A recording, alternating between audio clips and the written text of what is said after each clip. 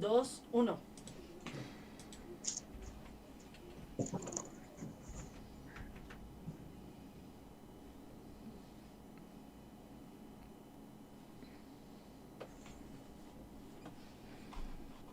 Buenas noches a todos los ciberescuchas, los y las ciberescuchas.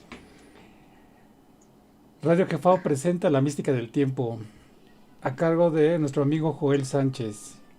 El día de hoy vamos a ver clima y tiempo. Buenas noches, Joel. ¿Qué tal? ¿Cómo están? Buenas noches a todos ustedes. Gracias por invitarme y gracias gracias a Radio Jefao por el espacio que cada semana nos regala. ¿Cómo han estado? Muy bien, Joel. Ahora, es interesante el tema de hoy, clima y tiempo. Pero en general, ahorita en estos años, de unos 10 años a la fecha, se ha estado hablando constantemente acerca del cambio climático y de los múltiples efectos que hipotéticamente esto va a traer. Y principalmente los efectos tienen que ver con la distribución de la riqueza por alguna extraña razón, pero lo enfocan sobre todo a la distribución de la riqueza y al aumento de la población. ¿Tú cómo concibes desde el punto de vista ancestral, cómo tú concibes o cómo concebían nuestros ancestros la cuestión del tiempo y el clima? Fíjate que consultando algunos libros, principalmente, bueno, algo que al mexicano le fue arrebatado es que, bueno, durante la invasión a nuestras tierras de la náhuatl, sobre todo en la región de los mayas, se destruyeron gran cantidad de libros, textos enormes. Se habla de bibliotecas completas que fueron destruidas por los invasores europeos. En ellas estaban contenidos, por ejemplo, la historia de las eras que habían transcurrido en nuestra tierra. Sucede que la concepción normalmente que tiene la gente de la tierra es como el lugar donde habitamos, el lugar donde vivimos y que podemos influir 100% en lo que sucede.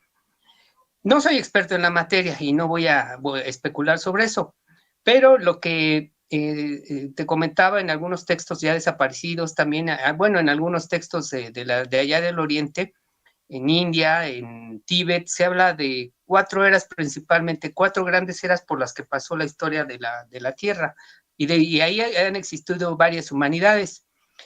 Entonces, se dice que eran 4, una era dorada, donde había mucho conocimiento, por ponerle un nombre, ¿no? Una era de plata, donde hay todavía existe esplendor, hay la humanidad, el hombre es más inteligente. Fíjate que uno de los hechos curiosos es que nosotros pensamos que los libros, el internet y todo esto es un gran avance tecnológico, pero por ejemplo, se habla de que en épocas muy anteriores a esta, en eras muy anteriores, una época dorada, el conocimiento se transmitía por vía oral y una sola vez. Se hablaba con un discípulo, a su vez escuchaba, una sola vez recordaba, su memoria era tan buena que podía recordar textos como en algunas códices mayas, textos completos, o en algunas obras completas como en India, que hay, por citar un ejemplo, ¿no? El Bhagavatam, una obra enorme precisamente Bhagavatam significa historia de la gran humanidad. Se habla de varias humanidades incluso, que se pierden dentro de ese mar de los tiempos. En estas eras, en la era plateada de la que hablaba al final, todavía hay memoria, esa memoria fabulosa que permite pues atesorar conocimientos de hechos casi desde nuestro nacimiento. Ahorita, por ejemplo, le podemos preguntar a una persona, o si me preguntas a mí, ¿qué comí hace 8 días? La verdad es que no me acuerdo. O qué estaba haciendo, por ejemplo, el domingo pasado, exactamente a las 4 de la tarde, pues déjame acuerdo, ¿no? Entonces eso habla de que hay un deterioro del hombre. Entonces en una ocasión recuerdo una historia que un periodista, el escritor platicaba con el escritor de Sagrada Historia Mexicana en una ocasión. Él me decía, fíjate hermano, que en una ocasión, porque eso le gustaba decirte, tenía ese gran afecto por la gente, te decía mi hermano, sucede que en una ocasión él hablaba de que unos discípulos llegaron con su maestro, ponle en cualquier lugar de la tierra, en cualquier era dorada o de plata. Entonces llegaban y dijo, mire maestro, lo que tenemos, lo que logramos. Dice, los libros, un gran conocimiento. El maestro, te ponle el nombre que quieras en cualquier lugar del mundo. Ese maestro les dice, ah, caray, tanto ha decaído la humanidad que ahora hasta se tiene que escribir el conocimiento. Se refería a que en épocas anteriores, donde el hombre tenía una mejor concepción de sí mismo, un mayor desarrollo de sí mismo, el conocimiento se transmitía, repito, vía oral, lo platicaban una sola vez y listo, ya con eso se podía conservar, y el hombre tenía no solo la capacidad de la memoria, sino también el entendimiento de este conocimiento, que es una facultad que se ha ido perdiendo poco a poco. Ahora ya lo concentramos todo en la nube, lo metemos en la memoria del celular, por eso cuando perdemos nuestro teléfono es una verdadera tragedia. Se van los números telefónicos, se van nuestros contactos, quienes suban fotos pues se pierden, quienes acostumbren a subir otras situaciones pues se pierden, ¿no? Entonces también hay algo que le llaman la nube, tampoco soy experto en esa materia, es que así yo nada más sé que le llaman la nube y ahí se guarda información, de ahí ya no paso. Entonces, se ha ido perdiendo esa capacidad. Luego viene una era de hierro, donde el hombre empieza a decaer, empieza ese declive de conocimientos, de calidad humana, que eso es muy importante, una calidad donde ahorita, por ejemplo, vemos que hay poca sensibilidad ante las cuestiones humanas. A veces confundimos justicia con ley, y a veces en ocasiones son muy diferentes. Y por último, una era, pues se puede decir que es la nuestra, que es casi de piedra. Van a decir, pero ¿cómo de piedra si somos, el hombre llegó a la luna? En una ocasión alguien me decía, hemos llegado a la luna. No. Un hombre llegó a la luna, si es que llegó, porque todavía hay mucha gente que lo duda. Yo no lo creo, no lo dudo, no lo sé. Pero entonces la gente se atribuye el triunfo de que ya tenemos teléfonos, ya desarrollamos tecnología. No es cierto. Unas pocas personas han desarrollado tecnología. Los demás nos hemos quedado rezagados en muchas materias, porque, por ejemplo, sí lo usamos, pero si nos dicen, hasta nos dan las partes, ármalo. Personalmente, yo no podría. Por ende, pues no puedo decirte que he alcanzado ese nivel de inteligencia. Algunos lo habrán alcanzado, los que lo desarrollaron, pero no todos. Entre ellos, y la verdad, yo no soy experto en eso. Entonces, esas 4 grandes eras de la humanidad, se cree que la última, en donde el hombre pierde su calidad humana de una forma trágica y peligrosa, es la nuestra, porque el ser humano está perdiendo facultades como la inteligencia, la memoria, la voluntad, y entonces entender un conocimiento como el que los hombres de hace más de 500 años, nuestros aztecas, nuestros mayas, y en general culturas como se han perdido grandes cantidades de conocimiento en Egipto, en Mesopotamia, bueno, lo que ahora creo que es la región de Irak y demás, ¿no? Donde existían, pues, esas grandes vestigios de gran humanidad, ¿no? Se han ido perdiendo. Situación que, pues sí, mucha gente ni siquiera lo sabe ni le preocupa, pero eso influye también en nuestro clima. En realidad, fíjate que estaba leyendo hace poco en uno de estos libros muy antiguos, que efectivamente el hombre de esta era decae a tal punto porque la Tierra también está decayendo. Entonces, una de las características fundamentales de la época de poco conocimiento es que los climas se traslapan. Por ejemplo, ahorita estamos viendo que por un lado hay sequías, altas temperaturas e incendios, y por otro lado se están viendo inundaciones en lugares donde jamás se había escuchado, por lo menos yo no había escuchado, como Austria, Alemania y algunos otros países de Europa. Estados Unidos, por ejemplo, creo que hay zonas donde hay incendios y no los han podido apagar, donde el clima, por ejemplo, alcanza los casi 40 grados. Estaba escuchando que en una ocasión tuvieron que suspender un restaurante porque era peligroso para los cocineros estar ahí, pues se podían deshidratar, y una muerte por deshidratación es muy peligrosa. Entonces es un punto muy sensible de la humanidad. Mucha gente se lo atribuye a lo que se llama calentamiento global. No soy experto en la materia, pero como te digo, he leído sobre lo que las concepciones que ya existían sobre esta era en libros, afortunadamente que todavía se han conservado, conocimiento náhuatl. Les recomendaría el libro de Sagrada Historia Mexicana, ahí vienen precisamente descritas las 4 eras, que también son destruidas, por llamarlo de alguna forma, es decir, el paso de una era a otra, pues ocurre mediante ciertos, llamemos, fenómenos naturales, ¿no? Sismos, inundaciones y demás, pero son cambios de era, no son fines del mundo. Desde el punto de vista del hombre de la náhuatl, el mundo no tiene un fin como tal, ni una fecha señalada. Entonces son cambios de era, cambios de época, cambios de clima, situaciones que pues difieren un poquito del calentamiento global. Desde luego no pretendo decir que no exista, supongo que sí. De alguna forma se ha influido a través de la industria, de la tala inmoderada, de la destrucción de climas, ¿no? Donde por ejemplo, en algunas costas mexicanas arrojaban de los hoteles o de las colonias al mar, arrojaban los desechos. Obviamente eso va a influir en los climas locales.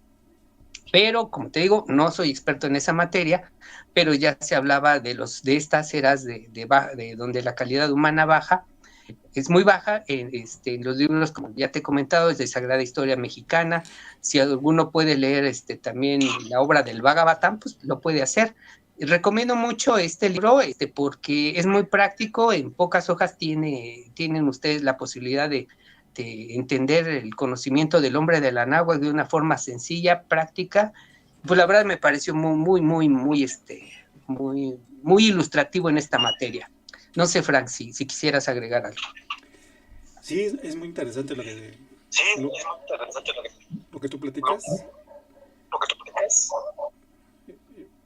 Ahorita viene por lo que acabas de comentar.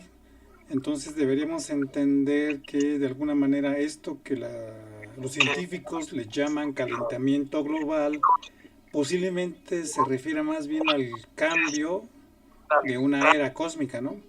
Porque es cierto, el clima como tal tiene periodos, o sea, ciclos donde a veces está más caliente, a veces está más frío, a veces llueve mucho, a veces llueve poco. Y precisamente esto te lo comento porque hace unos años tuvimos la suerte, porque fue suerte, yo me lo encontré ahí un día fuimos a la escuela y sucede que había una conferencia de un doctor en hidrología, un doctor cubano, y nos enseñó datos, un montón de datos de más de 100 años. Y él comenzó a hablar del calentamiento global, pero de alguna manera el calentamiento global a que él se refiere está, bueno, los datos que él empezó a enseñar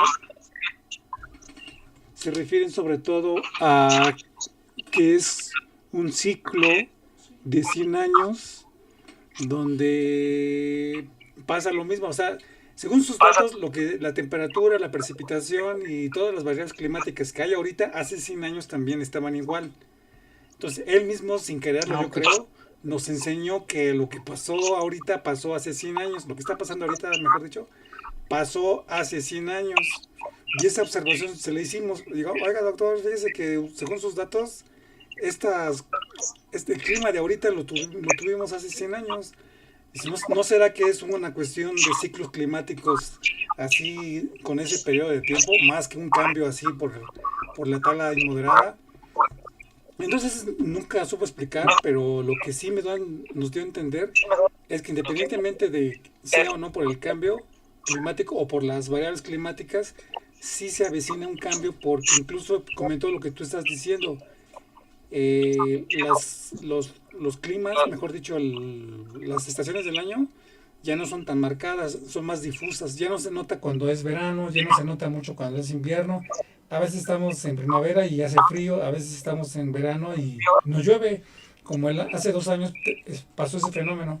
O sea, en 2019 tuvimos unas normales climáticas. Normales climáticas son los datos que arrojan el tiempo, temperatura, precipitación, etcétera, la lluvia. Tuvimos datos que señalaban que el verano estaba muy, muy seco, casi no llovió. Y empezó a llover en otoño. Entonces, cosas así. Pero entonces, de acuerdo con lo que tú comentas y lo que hemos estado leyendo, posiblemente también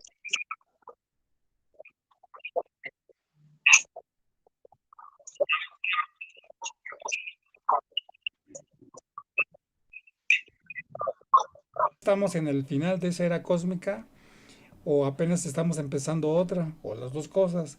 Como que quizás estamos viviendo una etapa intermedia, ¿no? Entre dos épocas diferentes. Ahorita que tú comentabas eso de las eras cósmicas, del autor que nos comentas, Francisco Selvas, él comentaba en el libro de Después de 500 años, que sí, que estamos viviendo una etapa donde hay un cambio tan importante que se vienen acontecimientos que marcan la ruptura de ese cambio, como temblores, como sequías, como huracanes, como una tasa de natalidad anómala, que por ejemplo las tasas de natalidad ahorita están siendo ya negativas, por ejemplo en los países desarrollados como Europa y en ciertos estados de Norteamérica, las tasas de natalidad son negativas, es decir, mueren más personas que las que nacen. Incluso hay unos datos de población que dicen que si la tasa de natalidad de un país es alrededor del número 2, o sea, 2%, dice que es peligroso que ese país que tenga la tasa número 2, o sea, 2% de natalidad, o 2 puntos de tasa, ya no puede recambiar, o sea, que ya no se puede renovar, digámoslo así, y que muy probablemente esa sociedad tienda a desaparecer porque se acaban los miembros de ese grupo social. Entonces, sí, Doc Joel, una pregunta que te queremos hacer es de que, ¿cómo consideras tú que debemos enfrentar, digamos, estos cambios climáticos o estos cambios de era, de acuerdo a la cosmogonía antigua?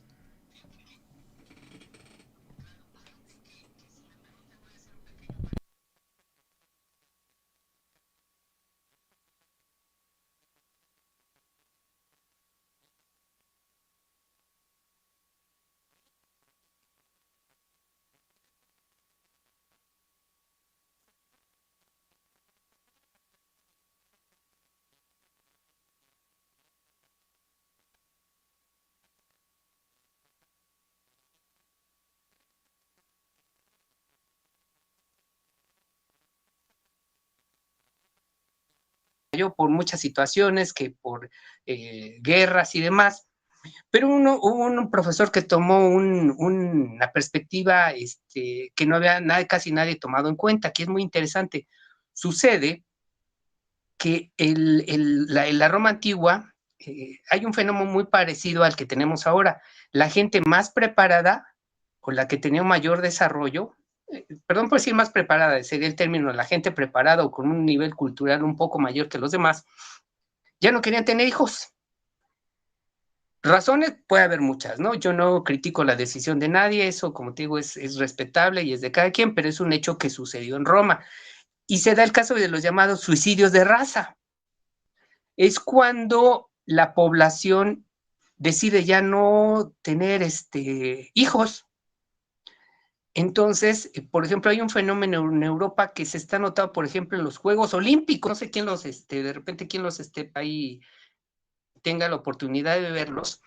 Resulta que, por ejemplo, en las naciones de Europa, ya hay una gran cantidad de representantes, por ejemplo, en Francia, en Italia y de algunos otros países, con representantes de origen, por ejemplo, personas de color, personas nacidas o de descendencia de África.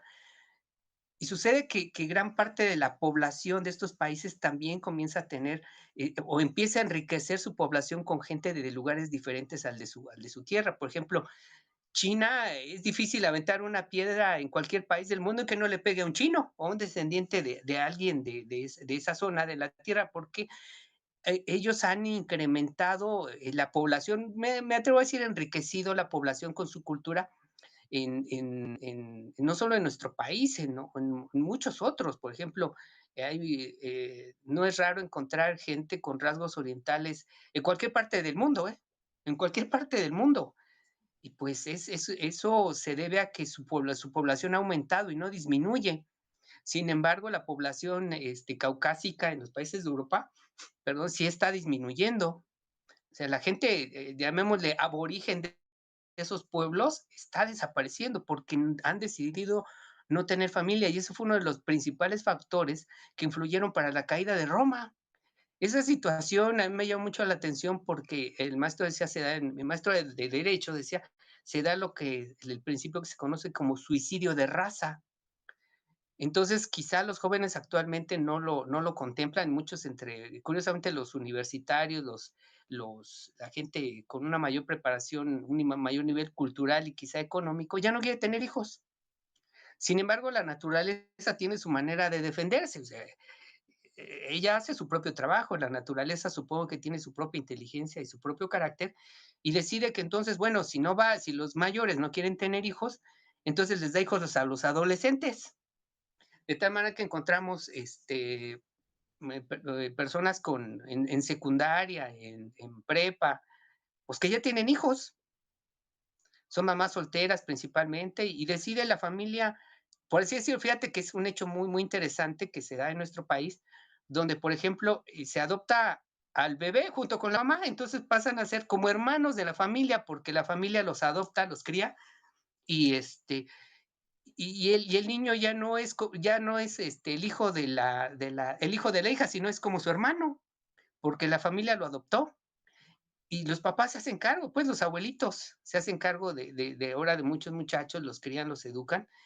Eso se debe a que, bueno, la naturaleza supongo que tiene su manera de defenderse, porque si los grandes, los que están en capacidades, no quieren, bueno, pues entonces tenemos que, la naturaleza supongo que le da prioridad eso sí, el mexicano, su raza, ha subsistido a muchas tragedias naturales, invasiones, ha resistido guerras internas, ha resistido mucho.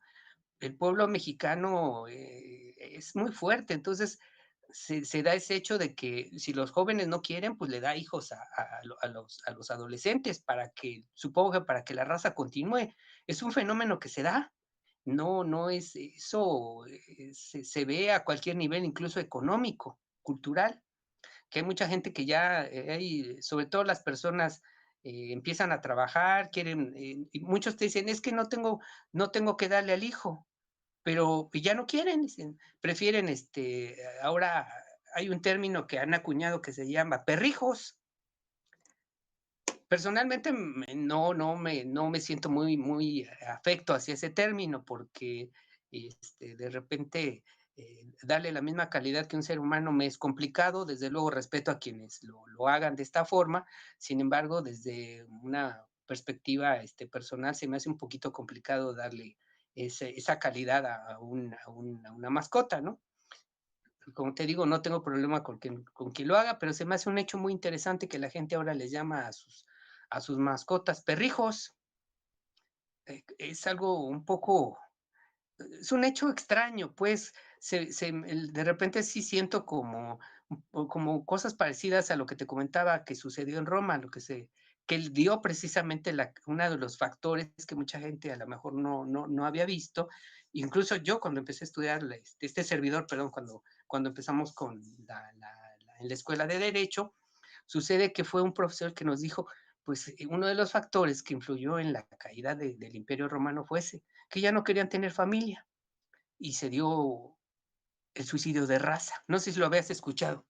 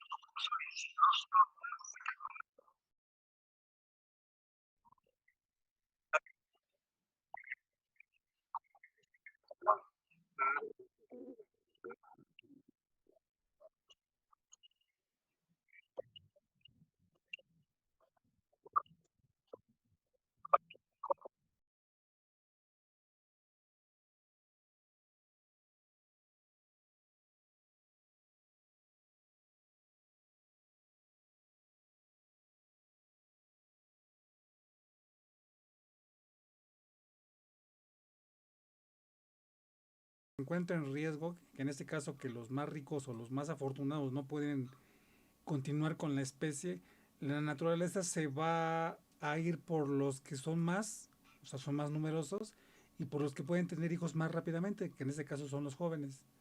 Entonces, en forma natural, al verse, digamos, al verse presionada la población humana porque los ricos ya no quieren reproducirse, inmediatamente la naturaleza va a hacer, a echar mano, mejor dicho, va a echar mano de los más pobres y de los más jóvenes para que en breve tiempo, o sea, para que más rápido, pues, compensen los no nacimientos que se dan en las otras clases. Es decir, si los más maduros y fuertes y ricos no quieren, pues los menos maduros y menos fuertes físicamente y menos afortunados hay que echar mano. Y esa es una forma en que compensa y asegura que, bueno, eso lo dicen unos autores, se asegura que la raza humana como entidad biológica pues no decline, no desaparezca, porque eso es algo, eso es un hecho real. Fíjate que ahora que tú comentas, ese riesgo real que ya se había visto a finales de los noventas, los gobiernos europeos han tenido que abrir sus puertas a toda esa gente que en el siglo pasado no quería, o sea, toda la gente de la África, del Medio Oriente y de Asia, ha tenido que abrir sus puertas y legalizar a toda esa gente.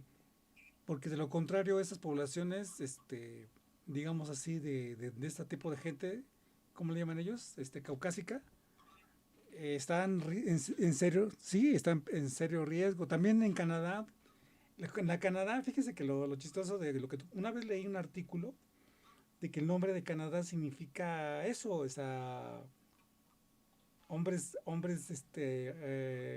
longevos, por no llamar de otra forma, que es una de las razas más que ha durado más años sobre la Tierra.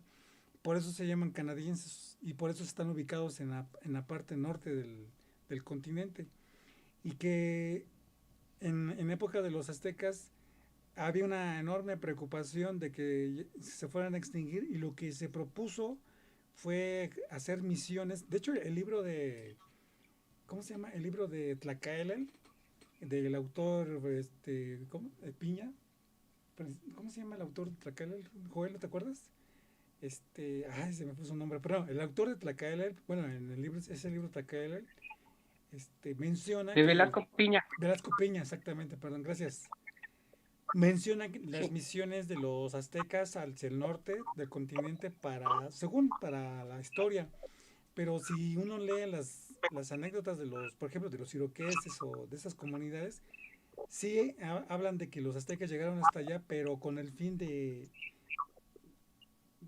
poblar, o sea, que hubiera o sea, llamarlo como los criadores de ganado, que hubiera una cruza para que esa gente ya, pues no tuviera ese problema de que su tiempo de longevidad se estaba acabando, porque es lo que dicen estos personajes que, por ejemplo, la, los de raza blanca, o sea, los caucásicos, se avejentan más pronto que, por ejemplo, que los latinos.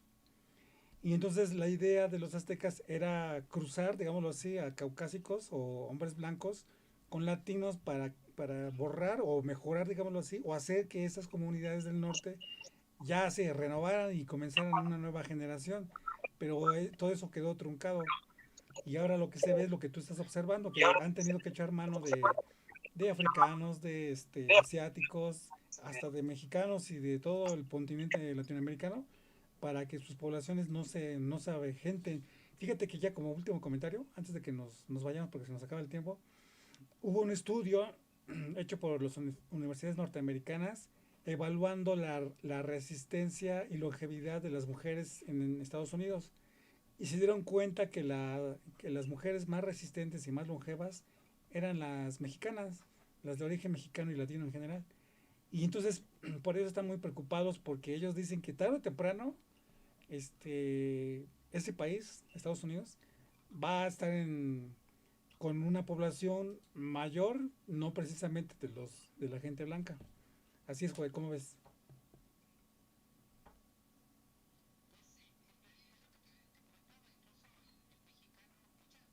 En realidad, la gente piensa que la riqueza radica los bienes materiales. Sin embargo, por ejemplo, se habla de unas futuras potencias, entre ellos la India y China, obviamente, pero resulta que no tiene que ver con su riqueza, sus materias primas, ni con su industria, tiene que ver con su población. En este caso se sabe que una de las características de la India precisamente es que la riqueza está en su gente. Sí, ellos van a hacer se dice, ¿verdad? No lo puedo afirmar, no soy experto en la materia, pero se dice que ellos van a ser una potencia mundial, pero no por lo que ya comentaba, sino por la cantidad, por su gente. Son muchos, millones y millones de hindúes y millones de chinos. Entonces, la riqueza está en el pueblo, en la gente. El mexicano ahora ya hubo una política después en México de pocos hijos para darles mucho. Ahora es ningún hijo para darle nada. Esto es ilógico, ¿verdad? Pero se da. Entonces, una manera, tú preguntabas, de defenderse de alguna forma, pues decía el autor de ese libro que comentabas, decía el que, bueno, la riqueza radica también en la familia. Una familia grande es una familia fuerte, una familia pequeña es una familia débil, porque nada más, por ejemplo, tú te quedas solito ya grande, ya ni quien te atienda ni te vea. Muchas personas nada más tienen un hijo, el cual tiene, y si decía alguien, y si sale malo, pues ¿qué vamos a hacer? Si como sea te atiende, bueno, tienes por ahí cierta esperanza, ¿no? Por eso decía, por ejemplo, yo tuve varios tíos, pues, por parte de mi papá, tuve como 8 o 9, situación que pues sí hacía una familia grande y entre todos pues apoyaban a los abuelos. Eso te da cierta fortaleza y confianza porque entre hermanos si había la posibilidad se ayudar, pero en este caso se ha abandonado ese objetivo o esa tradición, pues obviamente la familia también peligra. Con esto, no sé si nos esté comiendo el tiempo, pero si gusta más adelante podemos abundar sobre este tema, pero sí me gustaría decirles que se habla mucho del calentamiento global, pero también es parte de la era misma. Esta era es así y va a ser peor probablemente de acuerdo a los libros, no a lo que yo digo, sino de acuerdo a esta literatura que ya mencionaba. Wow. No sé si, no. Sí nos queda muy poco tiempo, pero gracias a nuestra amiga Marta María Sánchez que nos comenta sobre los mayas, que efectivamente hablan de ciclos de destrucción. Y sería bueno que retomáramos este tema para la próxima, Joel, porque sí hay mucha inquietud. Ajá, hay mucha inquietud y preguntas en torno a las que han llamado a los calendarios mayas y los ciclos de destrucción que hablaban de los mayas, precisamente. Entonces, ¿cómo ves? ¿Crees que podamos hablar? Pues, entonces lo dejamos a la siguiente Claro que ocasión. sí. Y muchas gracias también a la señora Marta porque nos Perfecto. comenta que sí, efectivamente se llama Velasco Piña, el autor de Tlacael. La mujer dormida tiene que dar a luz y hay un tercer libro que es de salida, muy interesante. Sí, es una obra muy bonita también. Sí, la leí. Si no me equivoco, creo que Arturo Velasco Piña. Si no me equivoco, si me equivoco, hacen favor. Pero Sí. sí. ¿Algo más que quieras agregar, Joel?